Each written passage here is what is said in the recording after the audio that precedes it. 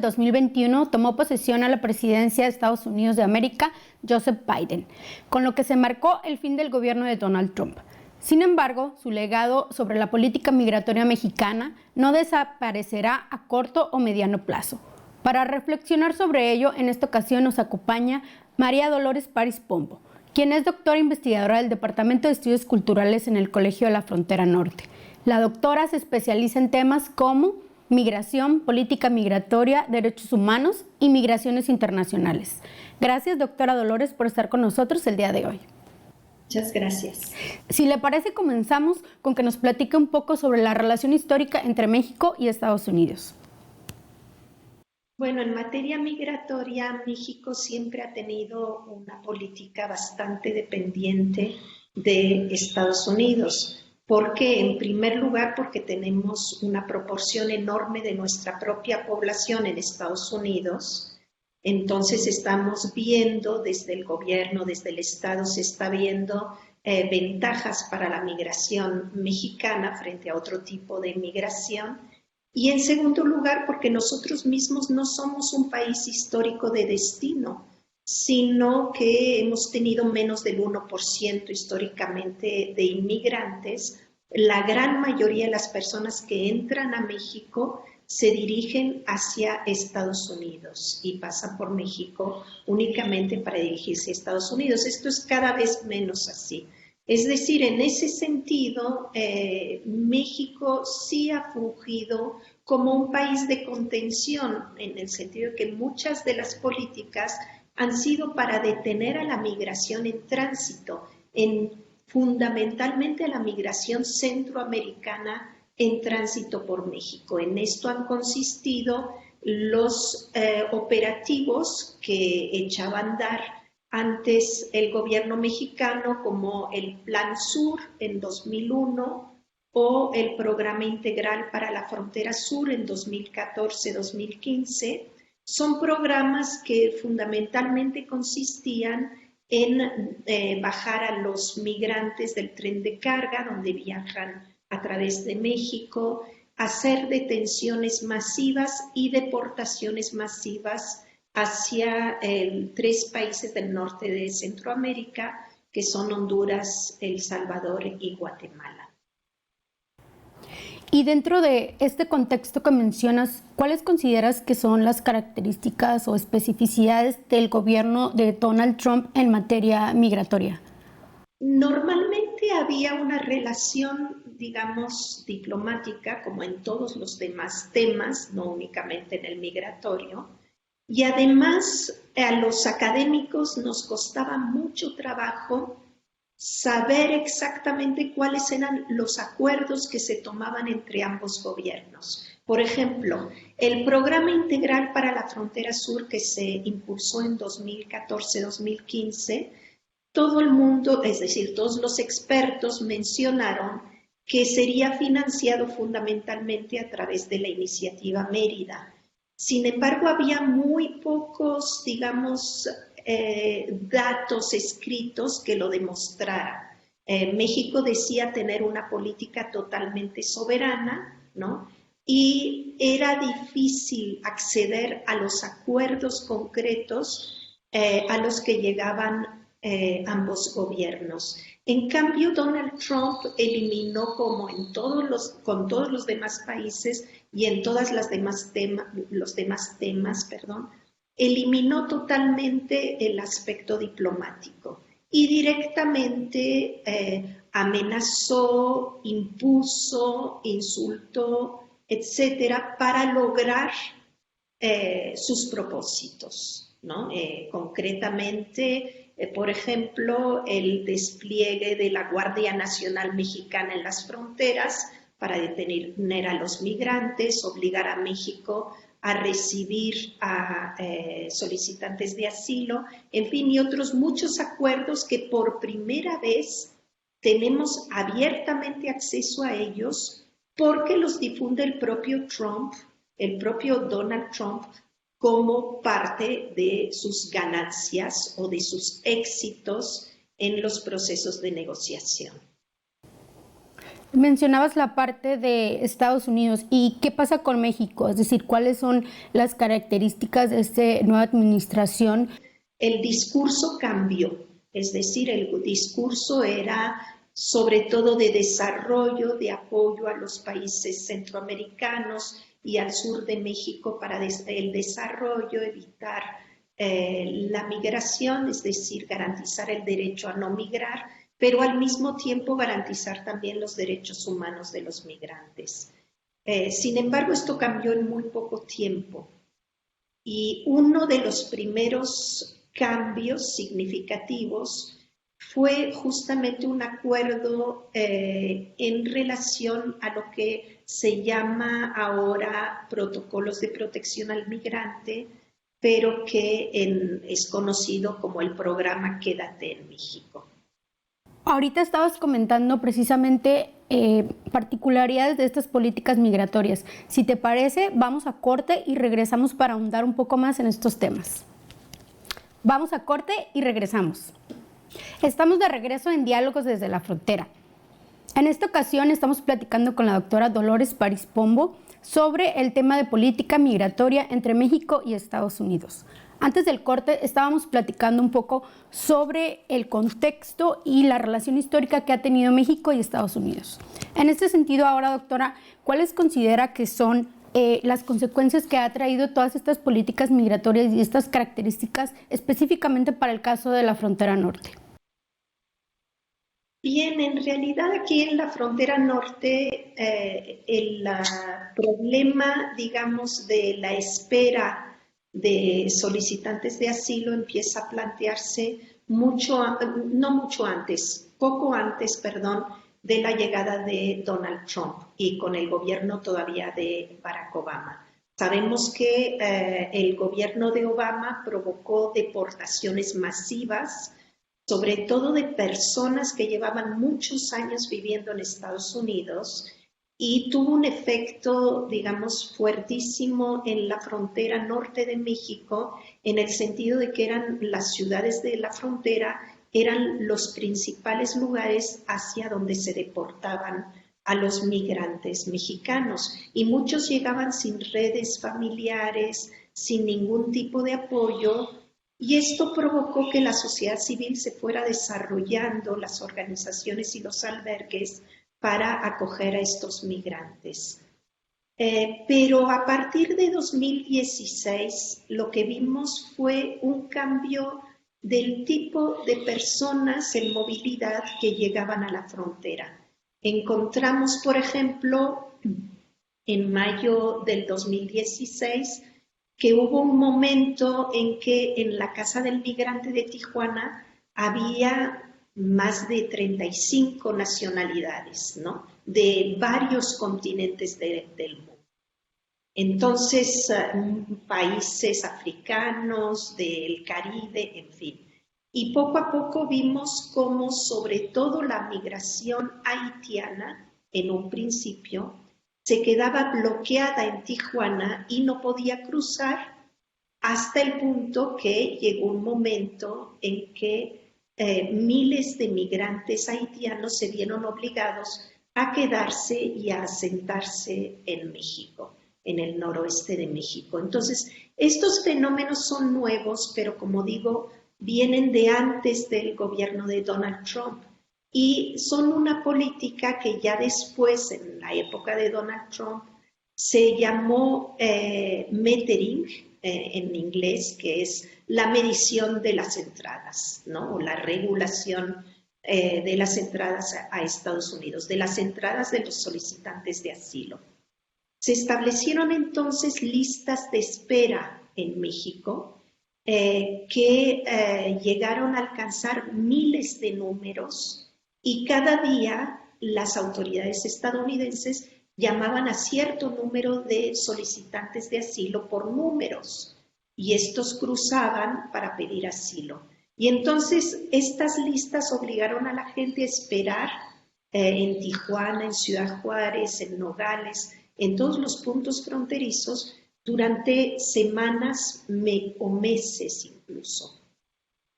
En este sentido, ¿Cómo experimentan los migrantes estos tiempos de espera y los cambios que ha habido? Bueno, ha sido muy difícil para muchos porque llegan ya con todos sus recursos agotados.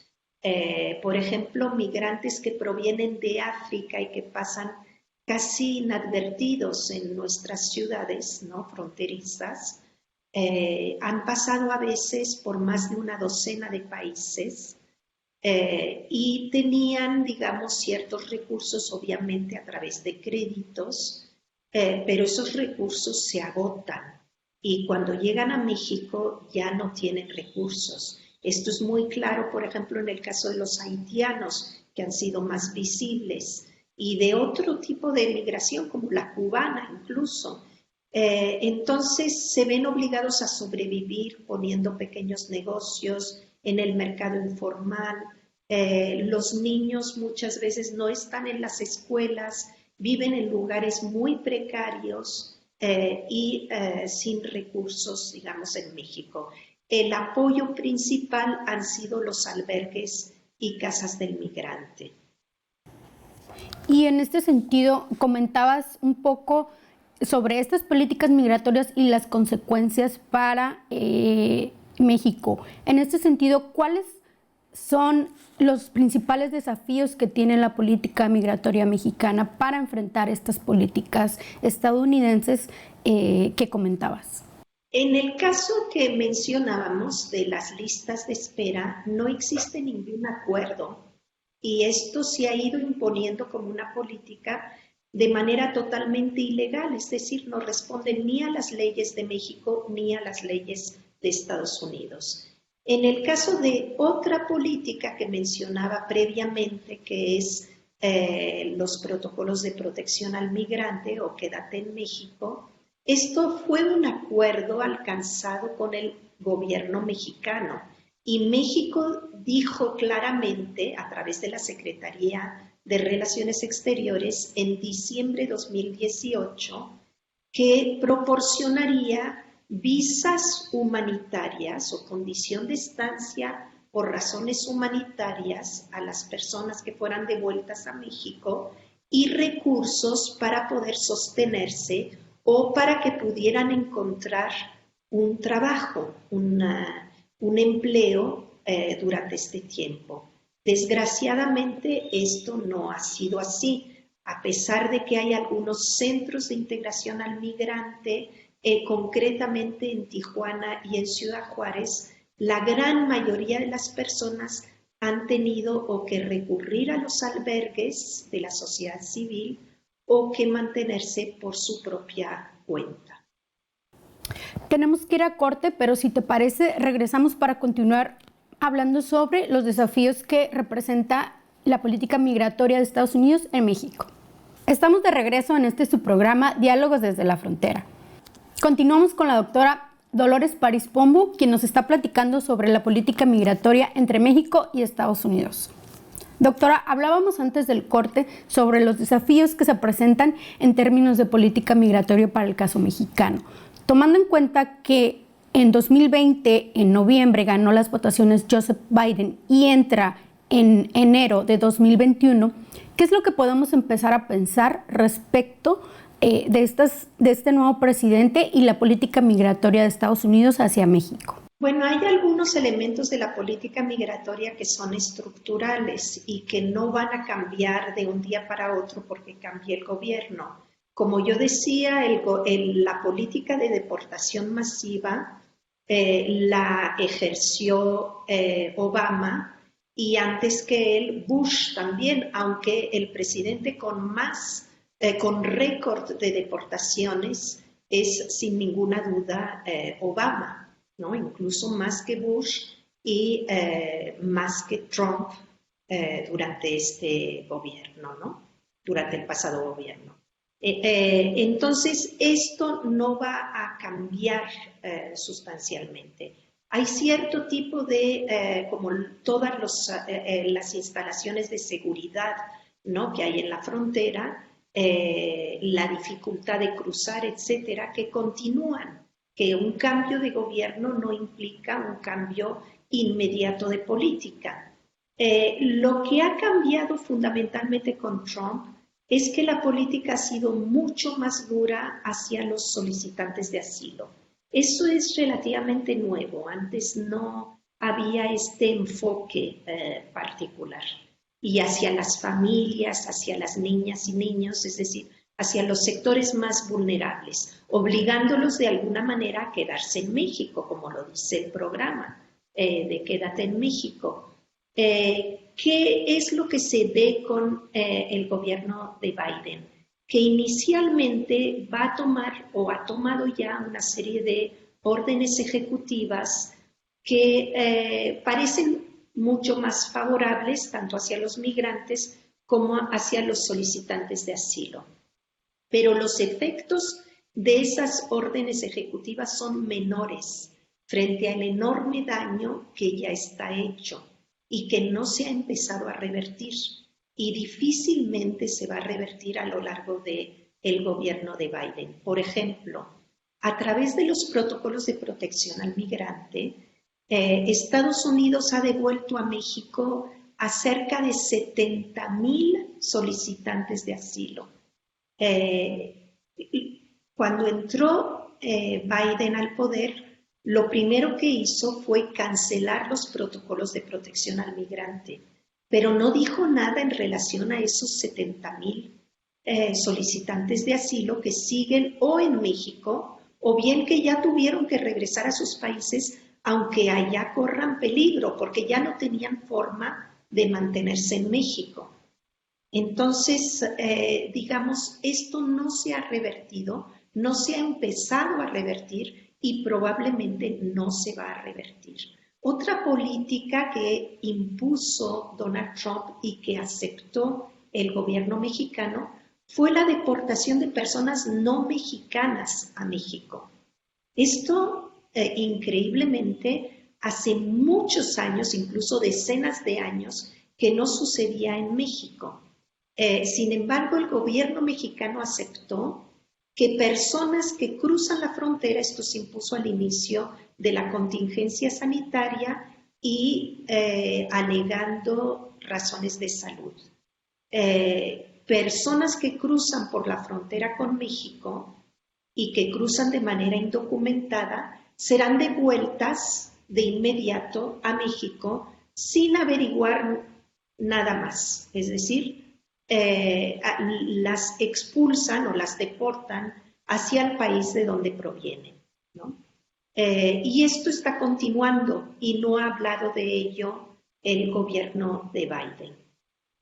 Hay un documento, una investigación que están trabajando particularmente sobre este tipo de relaciones y los desafíos que está presentando la política migratoria mexicana por parte del Colegio de la Frontera Norte. Bueno, hemos estado escribiendo varios investigadores porque es un tema que abordamos varios. Concretamente hace poco un documento que es para el público en general y que fue publicado tanto en la página del COLEF como en el Observatorio de Legislación y Política Migratoria que pueden leer. Se llama El legado de Donald Trump en la política migratoria mexicana, ¿no? Es un documento que muestra hasta qué punto los cambios que obligó a tomar Donald Trump al gobierno de Andrés Manuel López Obrador son cambios que no se van a borrar de la noche a la mañana, que van a continuar por un buen rato.